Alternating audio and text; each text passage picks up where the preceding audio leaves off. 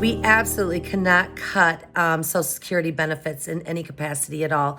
And one of the things that was really kind of interesting is the current administration went ahead and redid that tax cut, and that tax cut did not help out Social Security or people. It just helped out the rich and the top 1%. So we need to get back to taxing the 1%.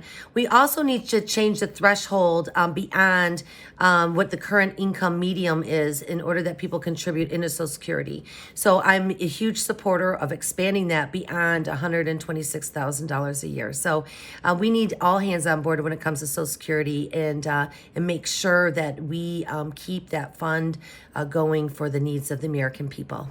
Social Security is of vital importance to many Americans. And let me say it again. Social Security is of vital importance to many Americans.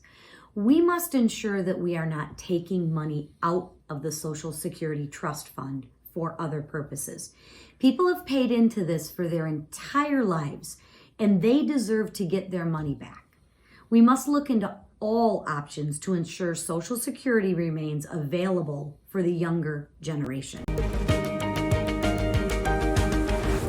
Our seniors depend on Medicare to get their health care. We must work to end all Medicare fraud within the system to ensure our seniors continue to get their care.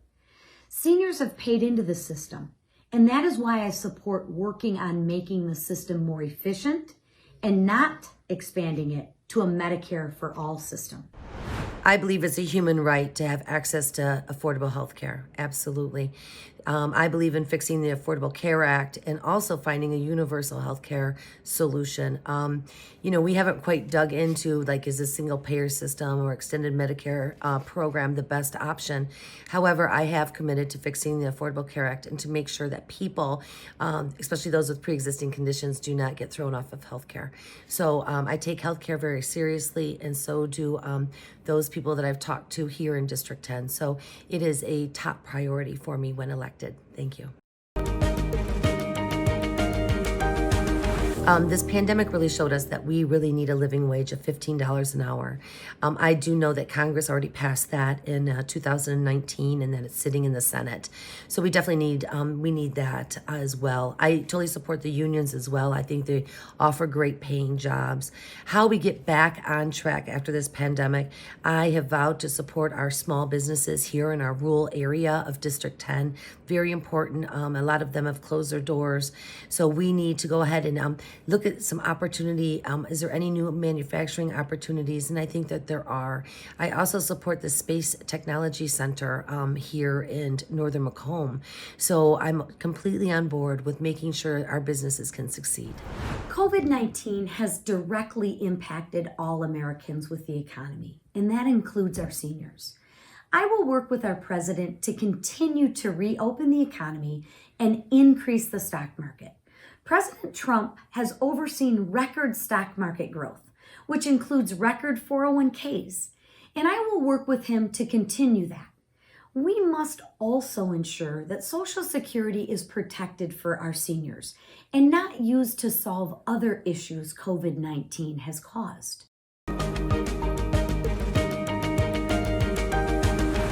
The price of prescription drugs is of critical importance to all Michiganders and Americans. We need to work with all sides to ensure that we can lower the cost for all. The government needs to get out of the way and allow for research and development to prosper. We need to bring back development of all prescription drugs to America and end our reliance on other countries, especially China, for something that is so critical to Americans. This is important to do. Our extortion prices here with the drug manufacturing companies, we need to put an end to that. They are actually gouging our pockets as well as yours, I'm sure. So I believe that we need to make a much more competitive market when it comes to prescription drugs to lower our prices. I also think the government needs to come in and put some standards on those prices. It is absolutely outrageous that people are making choices between their prescription drugs and even their mortgage.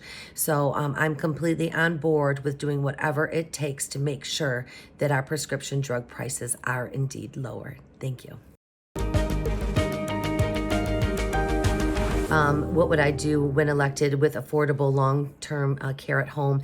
This is very important, especially with COVID. Myself and Team Bizon, we ended up creating gift bags for over 7,000 seniors who are living in assisted living and nursing homes during this pandemic, because we are thinking of them and their lockdown and their families and their loved ones. We need to get out through this COVID crisis, and we need to wear our masks and move on so people can be with their loved ones. When we talk about long-term home care, we need more resources, and we need to be able to make sure that those people that choose to take care of their loved ones at home aren't have the extra burden of any financial costs. So I'm completely on board. I've listened on the campaign trail, and I'm here for you. We must protect the most vulnerable from COVID-19, and that includes our seniors in long-term care facilities. We must not put them at increased risk. This also is a mental health crisis. Our seniors have been cut off from society, and that's not good for their health. We have to ensure they are safe, but also living their lives throughout this situation.